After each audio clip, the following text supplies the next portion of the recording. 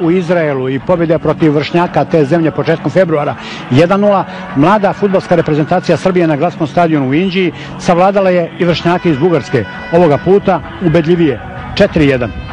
Seriju golova započeo je Lazović u 4. minutu, da bi u 11. minutu Cvetanov poravnao rezultat. Međutim, i u nastavku susreta, poneseni željom i opredeljenjem da protiv Bugara pokažu da su spremni da ovu selekciju igrača vrate na slavne staze prethodnika, Lazović je u 25. minutu svojim drugim golom povećao na 2:1. Seriju golova u prvom poluvremenu zaključio je Šćepović, koji je bio strelac i pobjedonosnog gola u Izraelu.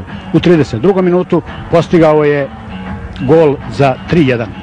U nastavku susreta oba trenera su promenila po sedmoricu igrača. Konačan rezultat u 75. minutu postavio je Marković. Srbija-Bugarska 4:1. Narednu prijateljsku utakmicu naši reprezentativci odigraće sa vršnjacima iz Ukrajine u Novom Sadu u utorak 29. marta. Kvalifikacije za evropsko prvenstvo u Izraelu počinju u septembru mesecu.